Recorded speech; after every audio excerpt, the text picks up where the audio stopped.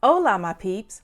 Now, I know you love using Dubsado as much as I love using Dubsado, but sometimes you hit a brick wall and it's out of the box capabilities. And I'm here to show you a few hacks and workarounds so that you can use Dubsado the way you want to use it.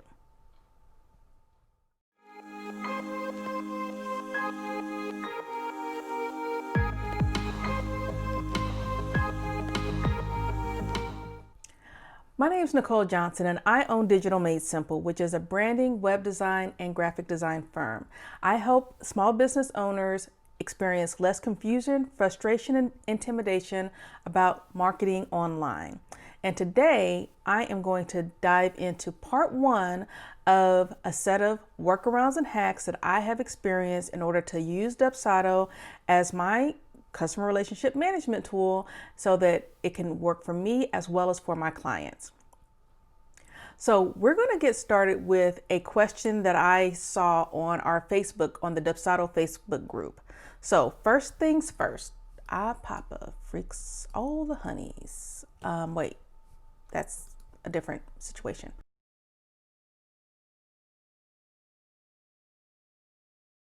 On Facebook, I saw this question from Lauren Kirkham. Hopefully I say that right.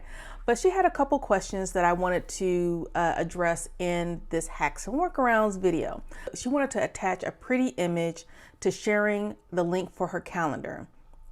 She wants for clients to sign up for the session, but she wants the link to be a nice image. Okay, fair enough. And then she asked a second question. Is it possible to have someone sign up through the scheduler link and then have a workflow that sends them through the contracts and starts new projects, et cetera, et cetera? The answer is yes and yes to both of these. And I'm going to show you right now how to do each one of these things in Dubsado. Okay, so we're going to start with adding the pretty button or the handsome button for all you masculine people. So here we go. We have a canned email. So I just went into templates and into canned emails, and I have plenty of canned emails here, but I'm going to take this acceptance email, and right now I kind of stripped all of the information out of it so that you can see how to do this from start to finish. So the first thing you're going to do is create the graphic button or the pretty button that you want to use. Now, I use Canva extensively. In fact, I even have a Dubsado Canva Kit for redesigning your portal and things like that. So I'm using Canva all the time. And so what I did was create a couple of buttons. One has a little bit of animation. Another is just basically static. So what we're going to do is you create your buttons, and I'm going to impart a few user experience and design principles to you, because I don't want you to go out and make some like whiz bang fantastic pretty picture button, because in essence a button should look like a button. It should look like kind of a button. So try not to get too crazy with it.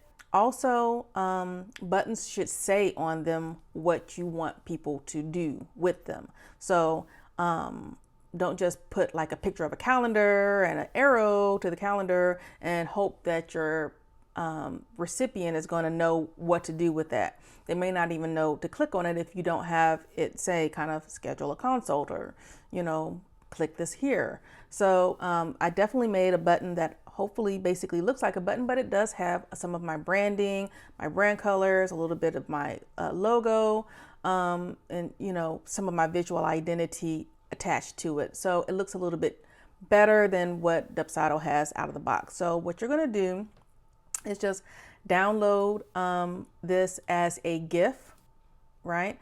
And just download the first one as a GIF because that's the only one with animation.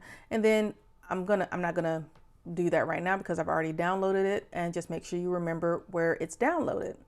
And you would do the same for the second one, maybe as a PNG or a JPEG, whichever one you want, and just select the second one as a static image, and then you can download that one as well. So I am going to download this one because I actually have not downloaded it yet. So schedule a consult.png in the same folder. Okay, so now you have your pretty buttons. And so you're going to go back to the canned email, and what you're going to do in order to get that button in and connect it to the scheduler is to insert here in formatting options, insert an image, right? Now on my second screen, I actually have my Finder up, and so I'm just going to drag that GIF or GIF or however you want to say it into the drop image. And you can resize this, you can, make it smaller or bigger, however you want, but you can see the animation stays with it. And then what you're going to do is insert a link to your scheduler. And I don't know if it's still on my, yep, perfect. It's still on my clipboard. You can click to open in a new tab if you like, but in essence, what you want to do is attach that link to your scheduler into the image. And that's it. You hit save and close, and you have now kind of inserted a button, but more of a pretty button. Now, when you go to develop an email for a client, now I just want to remind you, this is what a Dubsado button normally looks like.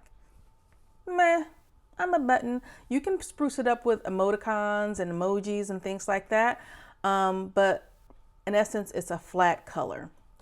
But if you want to send a message with the canned email, you can click here in this bookmark area and put in the acceptance email, and look, there is your button. You can click on it, and once they receive it and I hit send, I will get an email, and look at that. That's the regular old button, and you see that emojis kind of change depending on the platform, and so that's also kind of a little bit different. You can't really completely control it, but this is what the one that I just sent myself looks like. And it's very clearly a button. It has some little micro interactions so that people engage with it, and once I click it, it'll go straight to my scheduler. So look at that. So that is one way. And if you have any other ways, certainly let me know. But that's one way I would use to address adding a pretty link to your Dubsado, to your canned emails. All right. So next, we're going to look at how to develop workflows from the scheduler.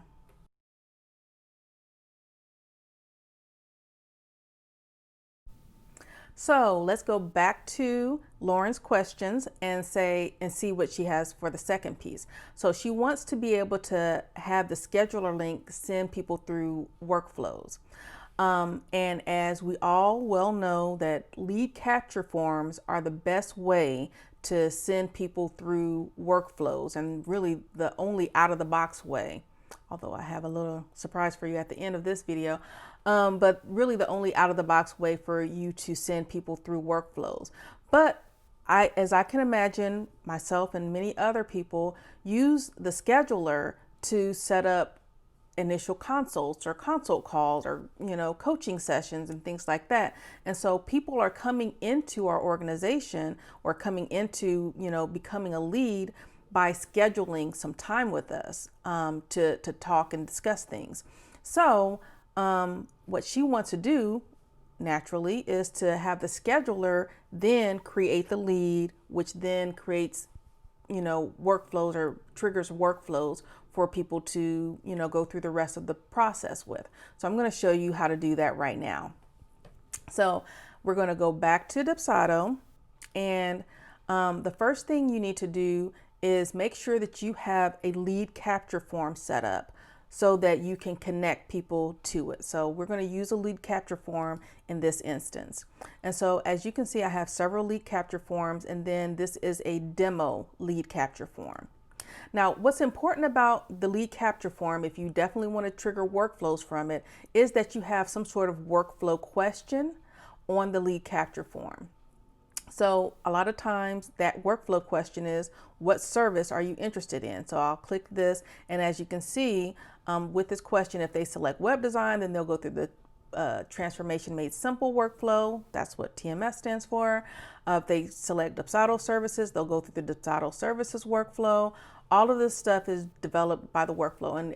And generally, if you're familiar with the lead capture forms, you understand that this is how they work. But what you may not realize is then when you go into the scheduler, which I'll go here, and this is a test scheduler that I set up for demonstration purposes. When you land on the test scheduler, you actually land here in the basic information, and that's fine. But what you want to do is go to the advanced tab. This advanced tab is right there. And then what you can do is take the scheduler and attach an additional form to it. Now, we all know that we can attach questionnaires to it, but also what you can notice is that below each title of whatever form you're trying to add, it tells you what type of form it is, whether it's a questionnaire or a lead. Clearly, what we're going to do is take a lead capture form and attach it to this scheduler. There, just like that. Very easy. And what else you can do is if you set it up a certain way, and maybe you want to, attach the lead capture form to the scheduler, you can then redirect them to another page. The lead capture form, you can do that from the lead capture form, or you can do that from the scheduler itself. You can also charge for your consults. And so if you wanted to actually charge, a nominal fee of $25 or whatever for a consult, you can do all of that here. But the key is that you can actually attach a lead capture form to the scheduler when someone signs up for it. So for example, let's refresh this. Wait, first, let me save it. So we have this, save. All right. Now this is the scheduler tab that we already launched from the pretty link, and I'm going to refresh this really quickly. Now I'm going to select a time. Let's do 10:30. Now, as you can see, there is the lead capture form right here, right next in the scheduler. And once someone fills this out, they will say, oh, I want web design services. Once they hit submit, this will then trigger that workflow. So there you have it.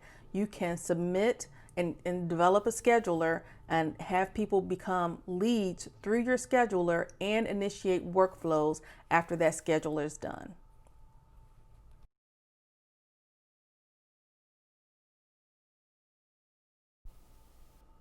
Okay, so the next thing I'm going to go over is more of a workaround than a hack, because this is more so for people who don't use the Dubsado scheduler for scheduling their client calls and scheduling events and things like that, like myself. There are certain things that the Dubsado scheduler does not have the functionality to do yet. And so I'm still using Acuity in my circumstances, but I do embed my Acuity scheduler into Dubsado. So this workaround has more to do with that. And we have workflows, and I specifically have workflows that I would like to trigger, but because I'm not using some of the Dubsado functionality, really can't be triggered. So the workaround that I use is to liberally use to-dos. I use to-dos that trigger some sort of email reminder to myself to do something or progress the workflow on down. And so it's a little bit of a manual hack that allows me to actually, move the workflow on to the next steps. So let me give you an example of that. So I'm here in my templates and workflows, right? And so I have several workflows here for the various services that I provide. And like I said, I don't use Dubsado's scheduler, I use Acuity. And so in this instance, for example, I have this SMS, which is my Strategy Made Simple workflow. And part of that workflow means that someone has to schedule a creative brief with me. Now, when I set up this workflow, scheduling a creative brief means that they actually have the schedule a creative brief form embedded into their project. And when you look at it, it is basically an embed of my Acuity calendar. Now, in essence, once I do this, and since I'm not using the Dubsado scheduler, or let's say it this way, if I was using the Dubsado scheduler, I would be able to say here, hold actions until the scheduled creative brief is completed, form was complete. But if you actually look at this form, let's see, open it up. If you actually look at this form and actually open it, I'm going to open it in an incognito window. Because I'm not using any particular fields, this is just an embed of the Acuity scheduler. There's no submit button, so Dubsado never knows that this form has in fact been submitted. So in essence, this step that I've kept in here just for demonstration purposes really does not do anything, because in essence, if you held the actions until the scheduled creative brief form was completed, none of this would ever flow. So the best thing to do is to remove that action and create a to-do. And so this to-do actually says, watch for when client name has completed their creative brief. I will get this email notification 2 days after the scheduled creative brief email is sent to the client. Okay, so I don't know if we've had our creative brief by then. So which is why I'm calling this more of a workaround than a hack, because I get the email notification and it's a reminder, it's in my inbox, and hopefully maybe sometimes by that time we will have had our creative brief, maybe not, but at least I have a reminder in my inbox to, you know, go ahead and move on to the next action. And when we do have the creative brief, what I do is I come back here and mark that complete. And then that allows all of the previous actions to have been completed, and then I can, you know, move on with the rest of the workflow. So I do that a lot because I do a lot of scheduling, and especially in this particular workflow for Strategy Made Simple, it's basically scheduling sessions, coaching sessions, consulting sessions. And so all I do is create, once I send the scheduler out, I create a to-do that says, hey, such and such has completed their session. I come back once they completed the session and mark that as complete. And then that triggers the next part of the workflow. Once I've marked that as complete, they will get another email to schedule their next session. So that's how I use to-dos to work around the fact that I don't use all of the embedded Dubsado functionality.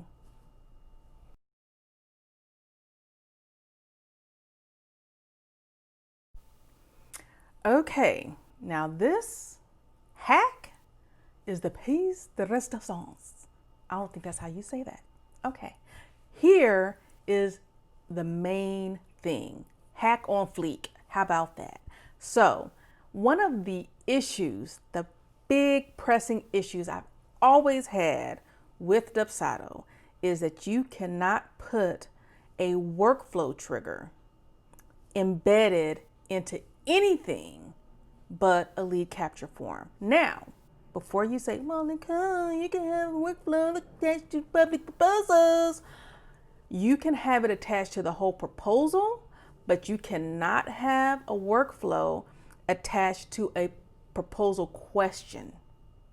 So that someone says, okay, in this proposal, you may want to say, hey, do you want option A or do you want option B? And depending on what option they pick, then you trigger a different workflow. You can do that with a lead capture form, but you've already captured that lead. And so if you do it in both places, you may create two projects and then you got to figure out how to work those together. It's a whole thing. It's a whole thing.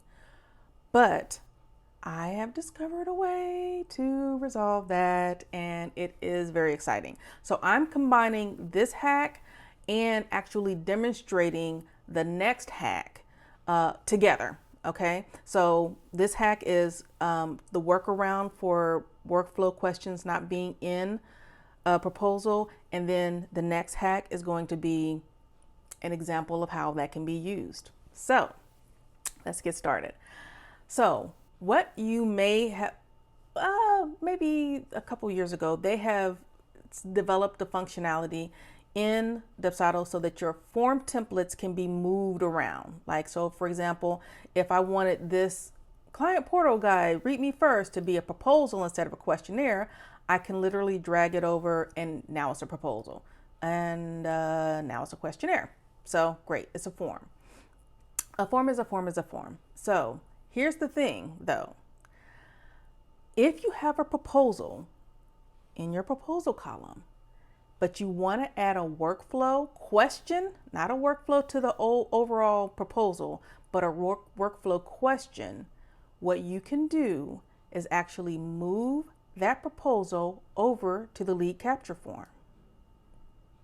And it says, heads up, oh, it's like a scary message, blah, blah, blah, blah, blah.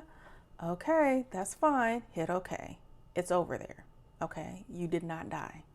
All right, so now you have a proposal over in the lead capture form. No, we have not just made all of our proposals lead capture forms. I'm going to show you what's going to happen. Okay, so now you have this proposal. It is now in the lead capture form sense.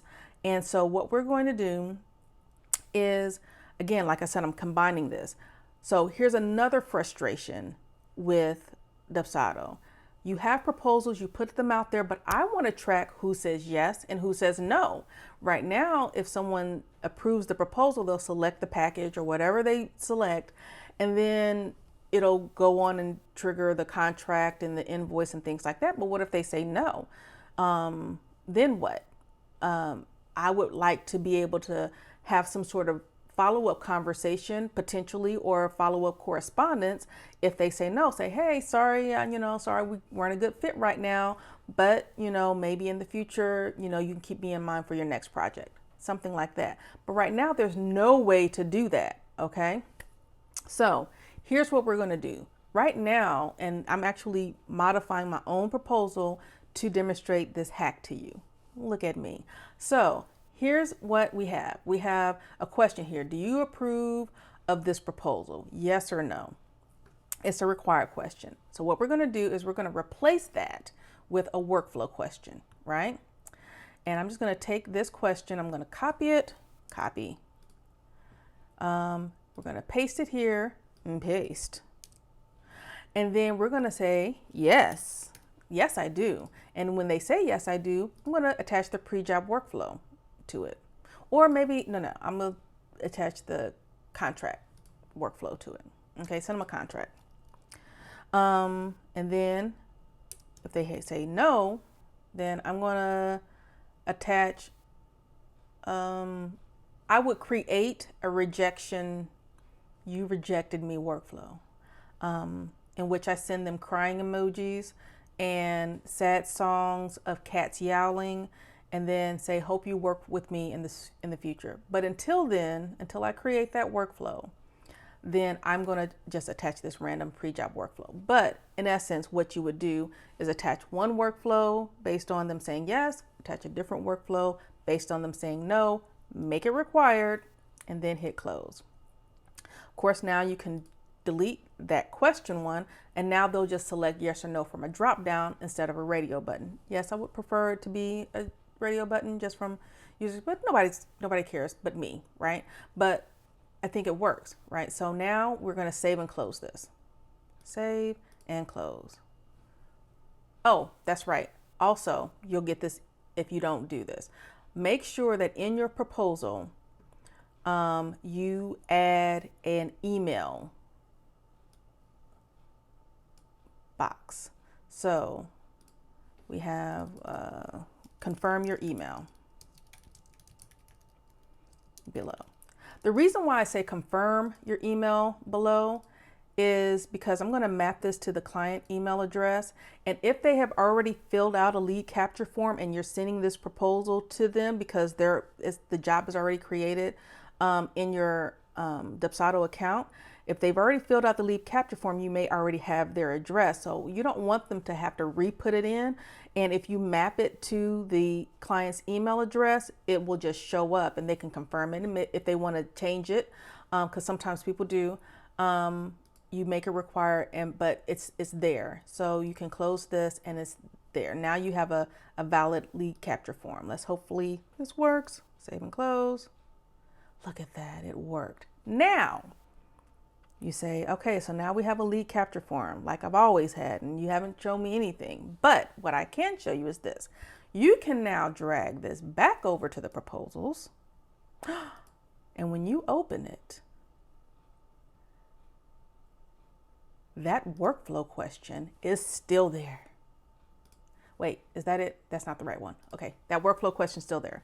And it is attached to the workflows. And now you have a proposal that has and will trigger workflows straight from the proposal. You can then have it connected to the contract and the invoice and everything like that, or do whatever it is you want to do. But you can then trigger workflows based on a workflow question in a proposal. How awesome is that? Because Dubsado can be magic sometimes, and it's magic in this instance. The only thing that would make it better is if they actually made workflow questions native in proposals or questionnaires or anything like that. I don't know why it's not happening, but that is one of the things that I've always requested and will always request. But until they do, this is the hack. This is the workaround. So go forth and prosper with your acceptances and your rejections in Dubsado proposals, not having to use lead capture forms for your proposal and creating a bunch of duplicate projects. So there that goes. That's the most exciting workaround and hack that I've probably discovered. Next video, I am going to go through 5 more workarounds and hacks so that you can get a sense of how to, really design and make your forms look a little bit better than just out of the box and the straight grid thing. Designing some pictures and things like that in a way without using code that you can make it look like you have a more interesting form. And also how to really make totally custom packages and proposals and many more things. So stay tuned for that next one. But I just wanted to put this one out there first and foremost because I've seen several questions about some of the hacks and workarounds in the Facebook group. So I wanted to address that now. So if you like this video, or if you have any other questions about hacks or workarounds that you would like to ask me or want me to do a video on, please like, share, and subscribe to this channel. Turn on that notification bell so that you can get notified whenever a new video drops. I know I always say I'm going to post more videos, and it takes me forever to do it, but I'm trying, guys. I'm really, really trying. I'm hiring people too, so hopefully that helps. So hope this helps you, and bye for now.